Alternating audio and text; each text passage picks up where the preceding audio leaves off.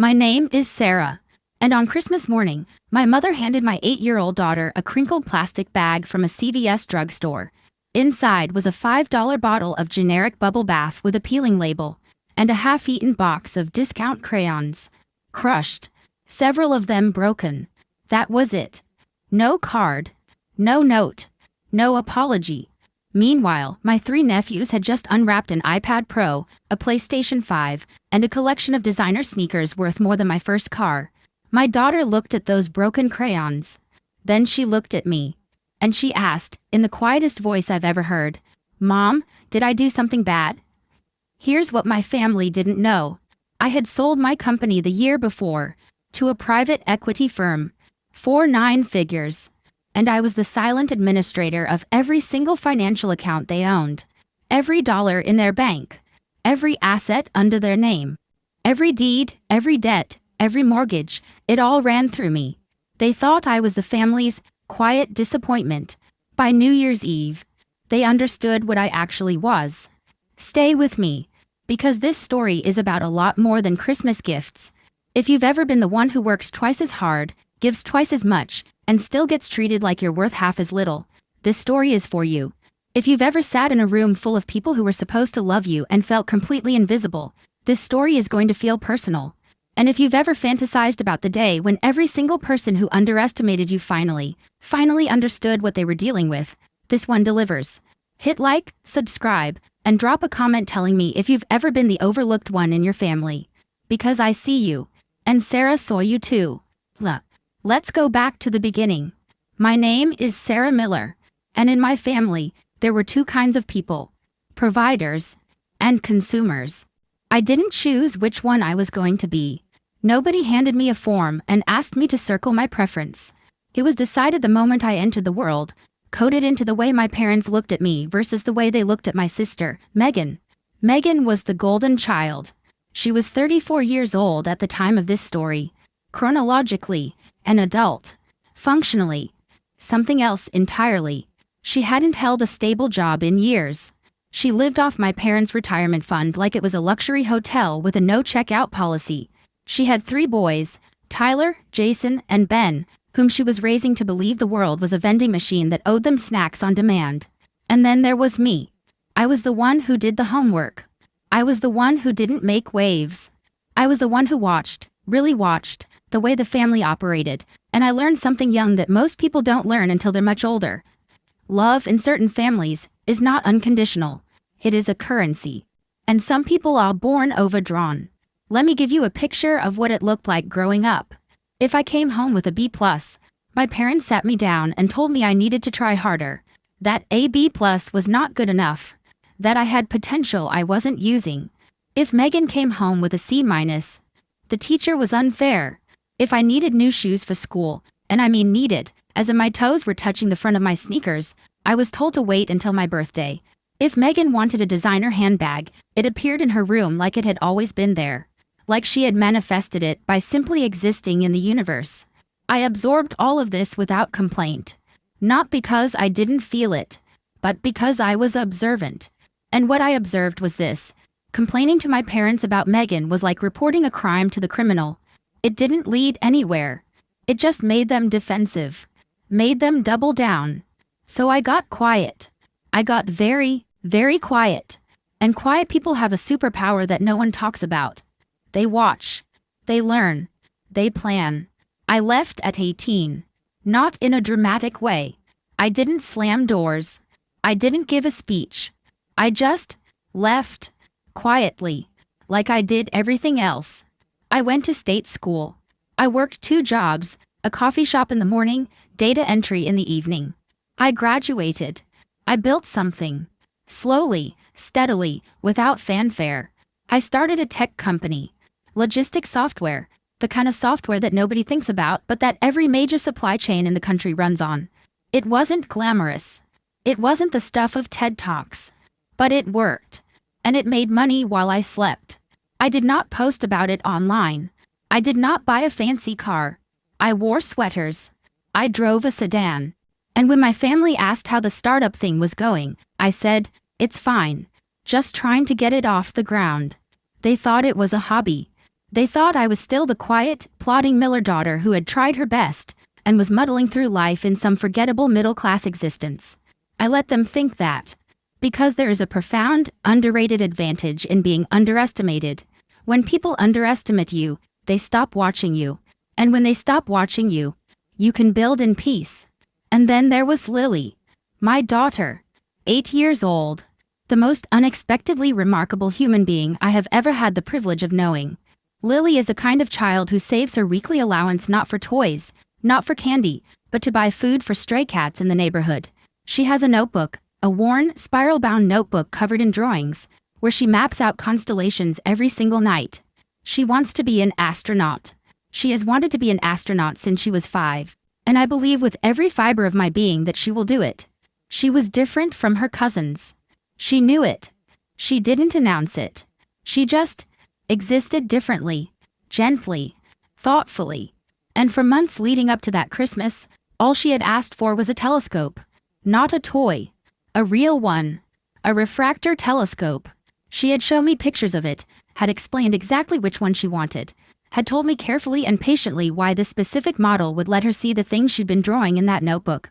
I could have bought it that afternoon. Honestly, I could have bought the entire observatory. But my mother called. "Don't buy it, Sarah," my mother said on the phone, about 6 weeks before Christmas. Her voice was warm, generous sounding. "Let us spoil our only granddaughter for once. You know how much we love her. We want to make this Christmas magical." I want you to notice something about that sentence. She said, "our only granddaughter." Like Lily was a rare and cherished thing. Like she mattered. And I believed her. I wanted to believe her. Because as much as I had learned about how my family operated, there was still a part of me, a stubborn, hopeful, daughter-shaped part of me, that wanted her mother to mean it when she said she loved her granddaughter. I stepped back. I let her handle the gifts. I wrapped a few small books for Lily, and I waited. That was my first mistake.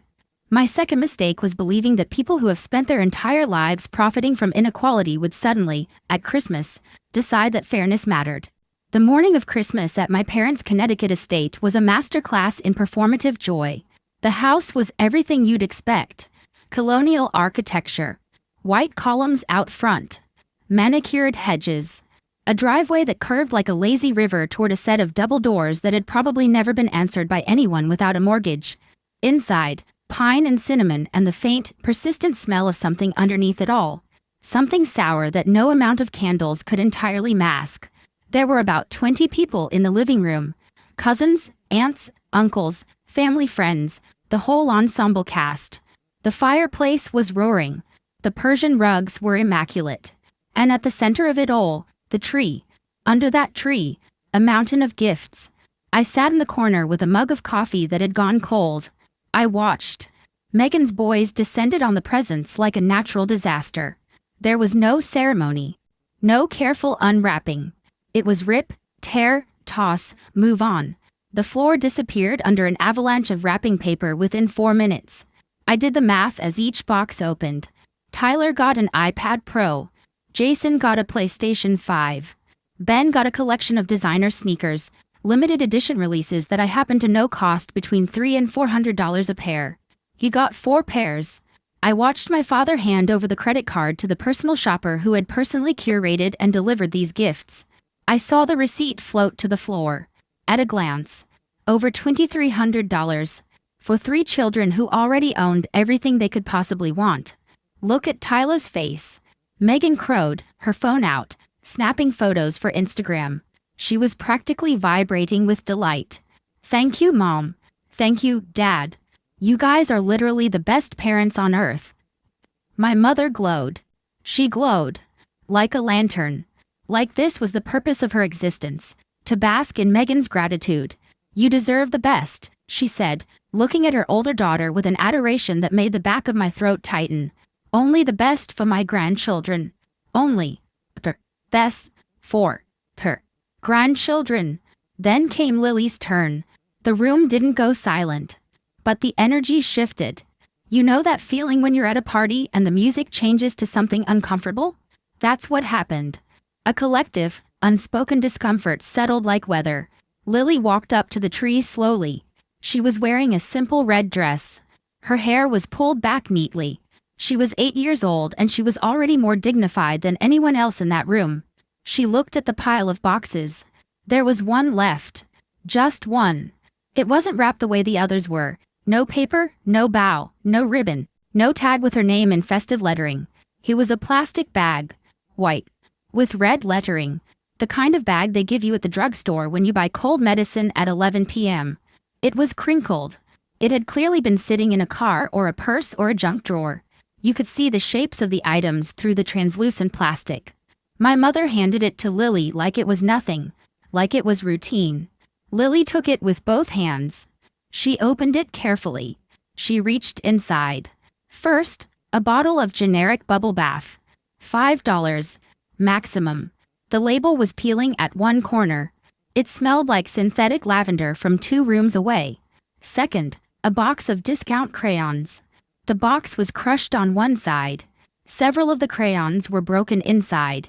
You could hear them rattle loosely when Lily tilted the box.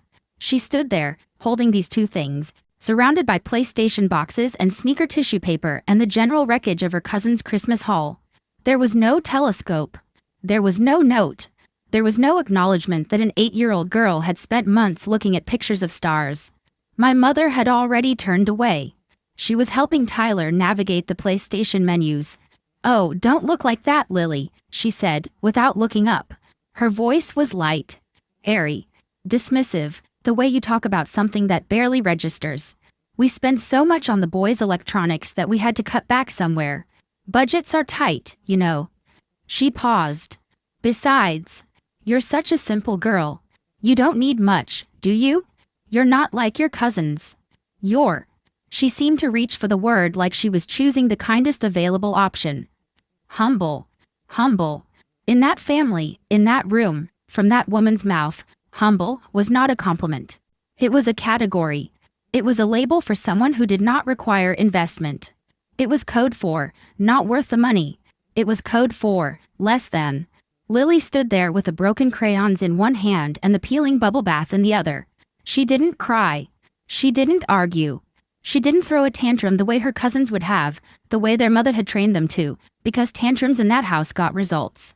She just looked at the things in her hands. And then she looked at me. And I want to tell you about that look, because I have never forgotten it and I never will. It wasn't anger. It wasn't even sadness, exactly. It was confusion. It was the look of a child who is genuinely trying to solve a puzzle, who is turning over the pieces and asking, in the quietest, most heartbreaking way possible, "Why don't they love me? What did I do wrong?" That was when Megan spoke. She was standing near the bar, champagne flute in hand, scrolling through the photos she'd just taken of her boys. She looked up at me over the rim of her glass, and she laughed. It was a specific kind of laugh. Sharp. Brittle. Deliberately aimed. "Maybe if your mom worked a real job instead of that startup nonsense," she said, looking at Lily but speaking to the room, "she could buy you a real gift. Don't worry, Lily. Maybe next year Santa will bring you something nice if your mom gets a promotion." A few relatives chuckled. Nervous laughter. The kind you produce to stay on the right side of the room's power structure. But laughter, nonetheless. And something happened inside me in that moment. It wasn't a snap. It wasn't an explosion. It was slower than that. Deeper. Like a tectonic plate shifting underground. The kind of geological event you don't hear. You feel it in your bones before you understand what's happening. 30 years of being the overlooked one. 30 years of B-pluses that weren't good enough. 30 years of loans that were never acknowledged. 30 years of watching my daughter get treated as an afterthought in a house that I, unknowingly to all of them, had been quietly keeping alive for years. In that moment, something that had been very, very patient inside me stopped being patient.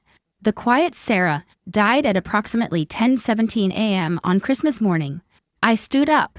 I put my cold mug of coffee on the mantel. Calmly. Deliberately. I walked across the room to Lily. I didn't say a word to my parents. I didn't say a word to Megan. I took Lily's hand with one hand. With the other, I took the plastic CVS bag. I set it on the table next to the PlayStation box. A deliberate placement. "You see these 2 things? This is who you are." "Come on, Lily," I said softly. We're going. Sarah, sit down. My father's voice. Finally looking up from his phone. Irritated, like I was a child refusing to finish her vegetables. We haven't had the ham yet. Don't be rude. I looked at him. We're done here, I said. My voice wasn't raised. It didn't need to be. Merry Christmas. I led Lily out of the house. The cold Connecticut air hit us the moment those double doors closed behind us. Sharp. Clean. The complete opposite of everything inside that house. I buckled Lily into the car. She was still holding the broken crayons. She hadn't let go of them. I don't know why. Maybe she was still processing. Maybe she was hoping they would turn into something else. Mom, she whispered as I started the engine. Yeah, baby. Did I do something bad? I looked at her in the rearview mirror. My chest felt like it had been hollowed out and filled with something cold and heavy. No, I said. You did nothing wrong. They just forgot how to count. We drove away, and I watched the house disappear in the rearview mirror. I took Lily to a diner off the highway. We ordered pancakes. She didn't eat much. She sat across from me and methodically colored the back of a paper placemat with the broken crayons, like she was trying to make use of the only thing she'd been given. I sat across from her and I planned. I didn't cry in the car.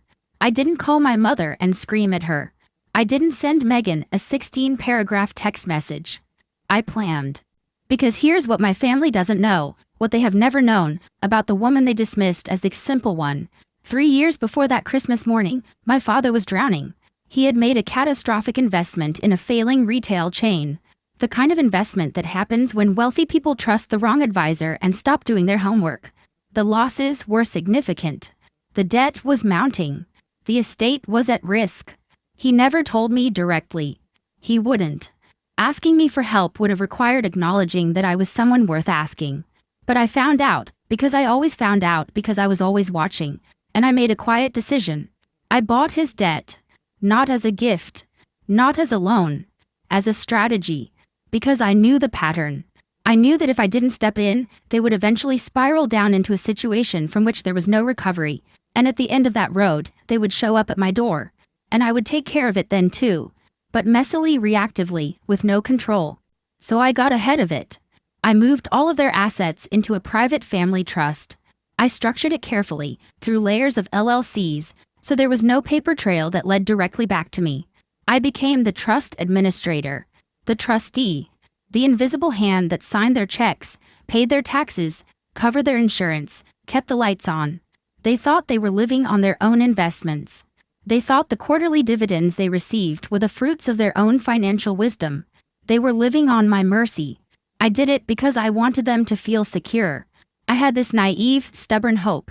The same hope that made me believe my mother would buy that telescope, that if they felt financially safe, they would become better people. Kinder people. That security would sand down the sharp edges of the favoritism and the cruelty. I was wrong. Security didn't make them kind. It made them complacent. It convinced them that what they had was permanent and deserved, and that meant they could keep spending it on Megan, keep indulging the boys, keep dismissing me, keep handing my daughter a drugstore bag at Christmas. After I watched Lily hold those broken crayons, my mercy was officially out of stock. I dropped Lily with my cousin, the good one, the one who lives 2 states away and actually loves my daughter, and told her I had some business to take care of. I drove home. I went inside my house, modest, comfortable, fully paid for in cash. I went to my home office. I locked the door. I opened my laptop. I logged into the secure server. $4.2 million in assets. $1.8 million in liquid cash. $3.5 million in property equity. All of it under my control. All of it dependent on my signature. All of it, every cent, sitting there waiting for me to decide what to do with it. I poured a glass of wine. I thought about the bubble bath. I thought about the crayons. I thought about Megan's laugh. You want to play games with money? I said to the empty room. Let's play. I spent the next week in that office. I did not answer the phone. It rang constantly. Mom, Dad, Megan. Aunts I hadn't spoken to in years who had somehow been deputized to call on the family's behalf. The voicemails painted a specific picture of how they understood what had happened. Sarah, you embarrassed us. Sarah, Lily shouldn't have missed the ham. Sarah, don't be dramatic. Call us back. Not, Sarah, we're sorry. Not, Sarah, we were wrong. Just, you inconvenienced us by leaving, and we'd like you to come back and pretend it didn't happen. Megan sent photos, text messages, screenshots, videos of the boys playing the PlayStation with little captions. Thanks for nothing, sis. The boys are having the best Christmas. I put my phone face down on the desk and I dug. And what I found when I dug was not just negligence. It was theft. Over the previous 2 years, Megan had orchestrated what I can only describe as a long con on our parents. She had gone to them with a business plan, a boutique hotel chain. She had renderings made. She showed them projections, timelines, pro formas. She knew exactly how to dress up a lie so that people who desperately wanted to believe in her would see only what they wanted to see. She convinced our mother to co-sign a loan, a significant one, and she put up the family estate as collateral. Now, here's the thing about that estate. I technically owned the debt on it. I was the silent guarantor, which meant that if Megan defaulted on this new loan, which used the house as collateral, the consequences would cascade directly into my structure, my assets, my trust. She was robbing the bank she didn't even know existed. I traced the wire transfers. The loan proceeds didn't go into a business account. They went to the Maldives. Twice. They went to a down payment on a house in a gated community that Megan couldn't afford on her best day. They went to private school tuition for 3 boys who were, by every available academic measure, not thriving. $150,000. Gone. On nothing. On lifestyle. On the illusion of success. And Megan had already missed 2 payments on this loan. The bank had sent notices. She had intercepted them. She had been telling my parents everything was fine. They were standing on the edge of a cliff and she had told them it was a patio. I leaned back in my chair. This wasn't about Christmas anymore. This was fraud. This was negligence. This was an active threat to assets that I had spent years carefully protecting. I picked up the phone and called my lawyer. James, I said when he answered. I need you to prepare some documents for me. Of course. What kind? Foreclosure notices. Eviction notices. Debt transfer agreements. A pause. Foreclosure on? The Miller estate, I said. My family. The silence on the other end lasted approximately 3 seconds. James is not a man who wastes time being surprised. He's a corporate attorney. He's seen stranger things than this. Sarah, he said carefully. That's nuclear. They started the war, I said. I'm just choosing when to end it. I want everything ready by New Year's Eve. Another pause. Consider it done, he said. I hung up. I looked at the photo of Lily on my desk. She was 7 in the photo, holding a drawing of a rocket ship, grinning her gap-toothed grin, completely unaware that she would one day be the reason her mother decided to stop being quiet. Happy New Year, Lily, I said to the photo. This year, we're cleaning house. The annual Miller family New Year's Eve gala.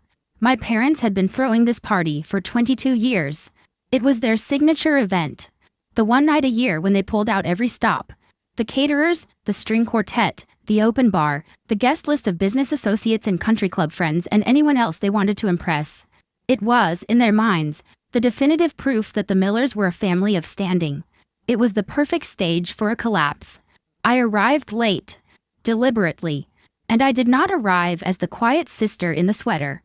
I wore a $4,000 tailored charcoal suit. My hair was pulled back.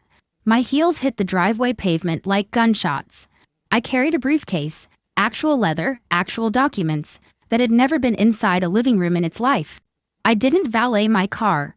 I walked past the valet attendants, past the guests mingling on the lawn with champagne, past the outdoor heaters casting orange light across tailored coats and expensive jewelry. I walked into the house. The living room was full.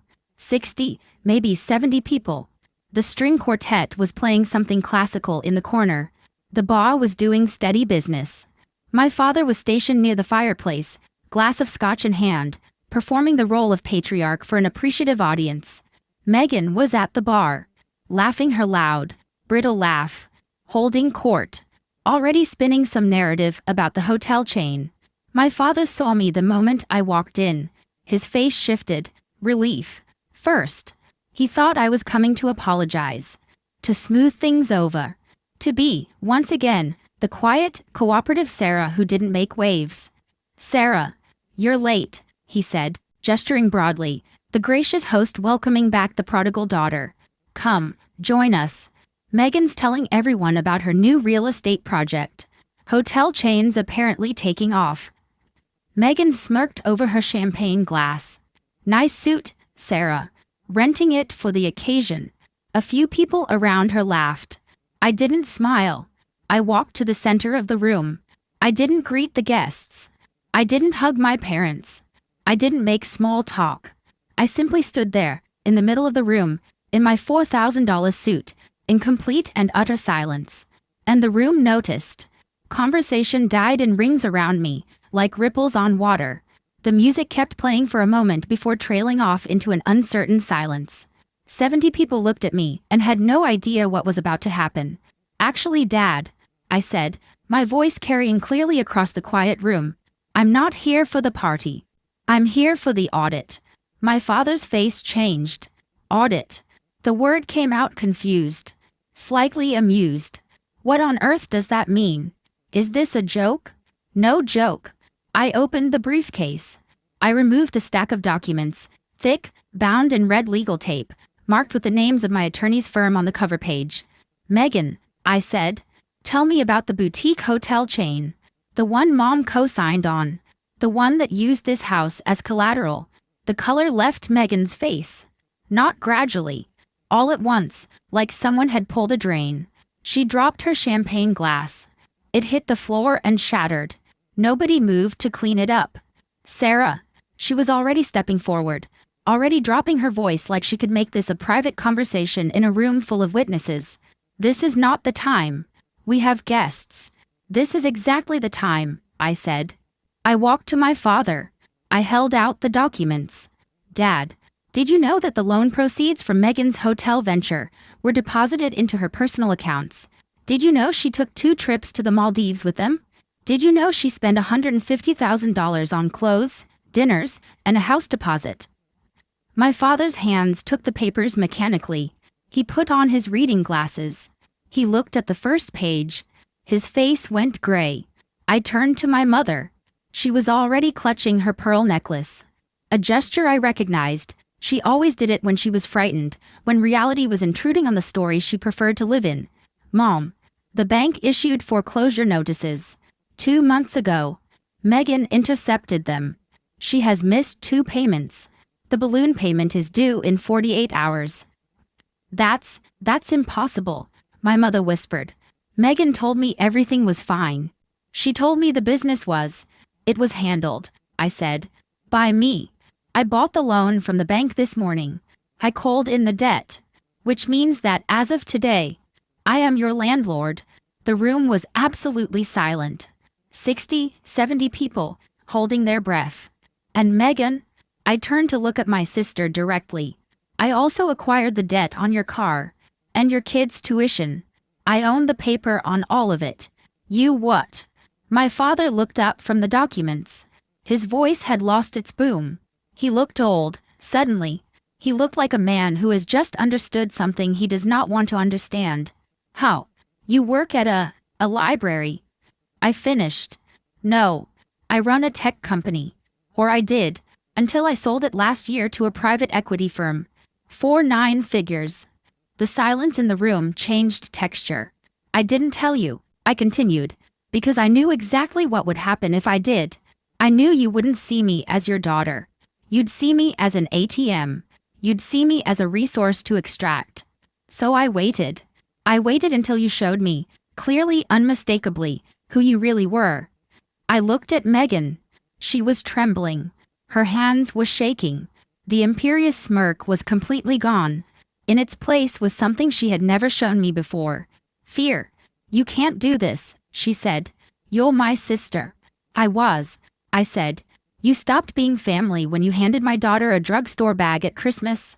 You stopped being family when you nearly destroyed our parents' home to fund your lifestyle and let them stand there not knowing. What followed was a tantrum. Megan is, at her core, still the child who threw fits to get results. It had worked her entire life. Why would it fail now? She called me a traitor, a snake, a jealous little sister who had always resented her success. She threw a napkin at me. You've always been jealous, she screamed. You've always wanted what I have. I looked at her evenly. You have debt, Megan. You have lies. You have a mother who loves you so much she put her own home at risk for you. That's not wealth. That's a burden. And it's one I am no longer willing to carry. My parents begged me. My father, who had rarely asked me for anything, was asking now. Sarah, please. We're family. You can't throw us out. Not in front of everyone. We'll fix it. We'll make it right. I looked toward the entrance of the room. Lily was standing in the doorway. I had arranged for my cousin to bring her. She was wearing her coat, still zipped from the cold outside. She was holding the case for the telescope, the one I had bought her that morning, before arriving at the party. She was safe. She was warm. She was looking at me. Reasonable, I said slowly to my father. Was buying your daughter a telescope when she asked for one. Reasonable was spending the same $2,000 on my child that you spent on the 3 boys who already have everything. I looked at my watch. It is 9:00 p.m. You have until midnight to pack Megan's belongings from the guest house. She is officially evicted. I turned to the string quartet. Stop playing, I said. They stopped. As for this house, Mom, Dad, you may stay. I am not throwing you into the street. But the family fund is closed. Megan is cut off. No more allowances. No more credit cards covered by the trust. No more lifestyle purchases billed to accounts she doesn't own. I addressed the room. If Megan wants a lifestyle, she is welcome to earn one. I hear the drugstore where she bought my daughter's Christmas gift is hiring. Megan reached for a vase on the side table. An antique. Worth probably $8,000. 2 men in dark suits stepped forward from their positions near the wall. Security I had hired specifically for this evening. They caught her arms gently but firmly. Please leave the premises, Ms. Miller, one of them said. My parents own this house, she shrieked. No, I said. I do. My mother collapsed into a chair. She looked, in that moment, like a different woman than the one who had handed Lily that plastic bag a week before. She looked like someone who had finally been forced to see what she had built, the kingdom of favoritism and indulgence and quiet cruelty, and understand its cost. You can't do this to your sister, she said, but her voice had no force behind it. I didn't do this, I said. I walked toward the door. I took Lily's hand. Megan did this by choosing greed over integrity. You did this by choosing a favorite over fairness. I am simply the accountant. I am balancing the books. I paused at the door. Megan's boys were watching from the staircase as the PlayStation console, bought with money stolen from the family trust, was being carefully packed into a box by my security team. Assets of the estate, now under new management. Tyler was crying. Jason had his arms crossed. Ben was looking at me like he couldn't process what was happening. I felt for them. Children don't choose their parents. But that was a problem for another day. Come on, Lily, I said. Let's go home. The drive home was quiet. Lily sat in the passenger seat with the telescope case on her lap. She looked out the window at the streetlights and the dark sky beyond them. Mom, she said. Yeah. Are we bad people? I thought about that for a moment. I wanted to give her the true answer, not just the reassuring one. No, I said. We're honest people. There's a difference. Being honest isn't always comfortable. But it's always right. Will Grandma still come to my birthday? I don't know, I said. But if she does, she'll know the rules. No words that sting. No gifts that are meant to hurt. No more of that. She nodded. She looked back out the window. We got home. I made hot chocolate. 2 mugs, with a good cocoa, the kind with the tiny marshmallows she likes. We went up to the roof deck. The sky was clear. The kind of clear you get in winter, when the cold has scrubbed everything clean and the stars seem close enough to touch. Set it up, I said. She assembled the telescope in the dark, her small hands moving with a confidence I had watched her develop over months of reading the manual, of studying, of wanting this with a patience that most adults I knew couldn't match. She pressed her eye to the lens. She made a sound. A soft, involuntary sound of pure wonder. "Mom," she breathed. "I can see it. I can see the rings." "Saturn," I said. "It's so beautiful," she whispered. "It's so far away." "It is," I said, "but it's still there. Just because you can't touch it doesn't mean it's not real. And just because they couldn't see your value doesn't mean it was never there." She looked up from the telescope. She looked at me. Then she leaned into my side, and I put my arm around her, and we stood on that roof deck in the cold and the dark and the starlight, and the weight of the last 30 years, the overlooked Christmases, the cold coffee mornings, the quiet accumulation of small cruelties, all of it lifted, not because it hadn't happened, but because it was over. The Millers learned an expensive lesson that New Year's Eve. Blood is thicker than water, but it is not stronger than a legal contract. Megan moved into a small apartment 2 towns away. She got a job. A retail position. She works weekday mornings now, in a store that sells the kind of fast fashion clothes she used to buy for thousands of dollars a piece. My parents stayed in the house. But the dynamic is different now. They cannot spend freely. Every purchase over a certain threshold requires my approval as trustee. They have to answer to me the way I spent 30 years answering to them. They call once a month. They are polite. They are careful. They ask about Lily. They don't send gifts anymore. Not because I've forbidden them, but because they know I will look at the gift. They know I will weigh it, consciously or not, against a crushed CVS bag and a bottle of peeling bubble bath. They know I'm watching. A year later, Lily was accepted into a specialized science program for gifted children, one of the most competitive in the state. She earned her spot on the strength of her portfolio, her writing, and 3 letters of recommendation from teachers who had watched her stay after class to ask questions no one else thought to ask. I didn't make a phone call. I didn't lean on a contact. She earned it. We were in the backyard on the day the acceptance letter came. She was drawing constellations in her notebook. I was reading. "Mom," she said, not looking up. "Yeah. Do you think Grandma loves me now?" I picked up the most recent letter from my mother. It was short. Careful. "Hope you are well. We think of you often. Love. Grandma." "I think she's learning," I said. "Love isn't just a word, Lily. It's an action. And some people need more time than others to figure out how to do it right." She considered this for a moment. "Okay," she said. She went back to drawing. "I didn't buy that house for revenge. I bought it to protect the people in it from themselves, including the ones who had never been kind to me. I didn't freeze those accounts to be cruel. I froze them because Megan was spending a fortune that belonged to an estate I had quietly saved, and someone had to stop the bleeding. But I would be lying if I said the look on Megan's face, the moment she understood that the quiet sister had been holding all the cards for years, wasn't worth every single penny of that loan buyout. Sometimes, people call you the quiet one because they can't hear the storm building inside you. They mistake silence for weakness. They mistake patience for submission. They don't understand that silence is where strategy lives. They don't understand that patience is just discipline with a long fuse. You cannot dig a grave for someone else without eventually standing in the bottom of it yourself. Megan tried to bury me. Instead, she planted me. And now I'm the one growing. If this story hit different, if you've ever been the overlooked one, the quiet one, the one who worked twice as hard for half the credit, I want to hear from you. Drop your story in the comments below. You are not alone. Not even close. If you felt that rush of justice when Sarah walked into that New Year's Eve party, give this video a like. Subscribe if you want more stories like this one. We find them, we tell them, and we tell them right. And share this with someone who needs a reminder that patience isn't weakness.